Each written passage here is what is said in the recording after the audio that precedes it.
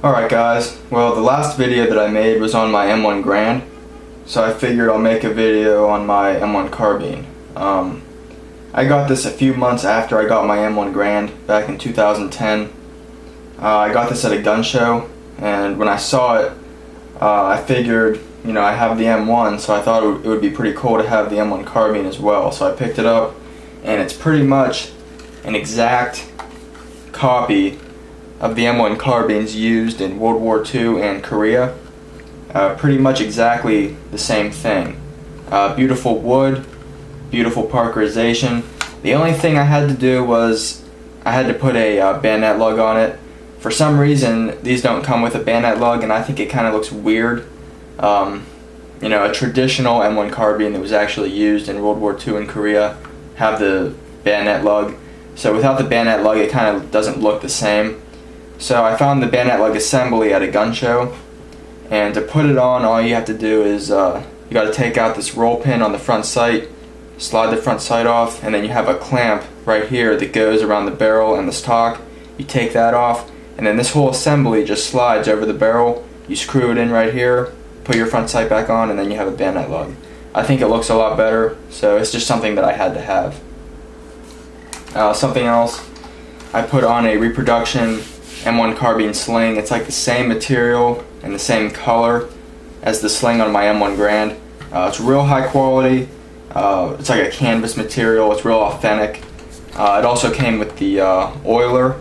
That's the tube that goes in this slot right here.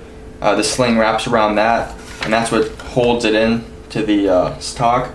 And then up here it goes around the sling swivel and snaps into place. It's a really nice sling. It looks great with the gun. It also came with two 15-round magazines, and I also have a 20-rounder that I picked up extra. The bolt does not lock back on an empty mag, so you have a little button on the operating rod. You just pull it all the way back, push down on the button, and then that locks it into place. Okay. Safety is right here. Fire. Safe. Magazine release is right in front of the safety. You just push in, comes right out. It's a really nice gun. The sights are really limited. There's really not that many adjustments you can do. The rear sight, you can flip it back and then it raises it. Okay, there's two peepholes. There's a low one and a high one.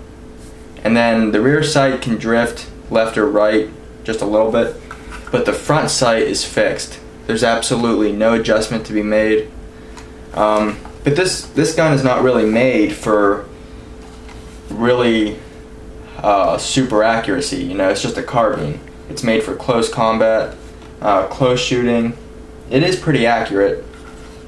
50 to 100 yards. I would say 100 yards is pretty much its limit, because it shoots a 30 carbine round. You know, it's kind of like I think it's comparable to a 357 Magnum. I think that's what it's pretty close to, but it's really not a rifle round, it's a carbine round. I don't shoot this gun much. I think I took it out once or twice. It's not that expensive to shoot, but you know, it's pretty fun to shoot though. Very low recoiling. It's a very light gun. Really no weight to it at all. It's actually lighter than an AR-15, and this thing's made out of wood and steel. It's pretty comfortable too. It's kind of small, so if you're a really big guy, you might have kind of a bit of trouble aiming it because the stock is not that big. Okay, but it's just a cool gun to have in the collection. That's pretty much why I have it. You know, I shoot it every now and then, but it's not something I take out all the time. It's just something cool to have. Great reproduction. Like I said, auto Ordnance. They did a really good job with it. You know what I mean? I think you can get these for about $700, $800.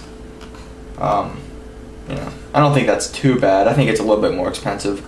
I think these should be around $500, but you know, it is what it is.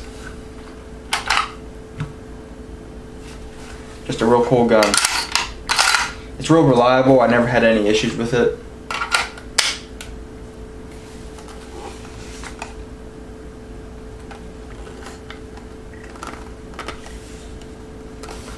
There's the sights.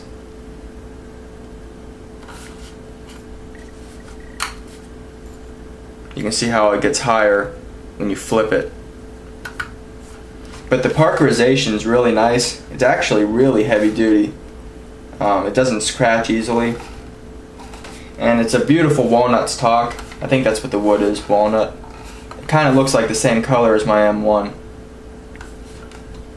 It's just something really cool to have in the collection. And I don't have a bayonet for it, but I just like the Bayonet Lug for the look, you know what I mean? Just really cool.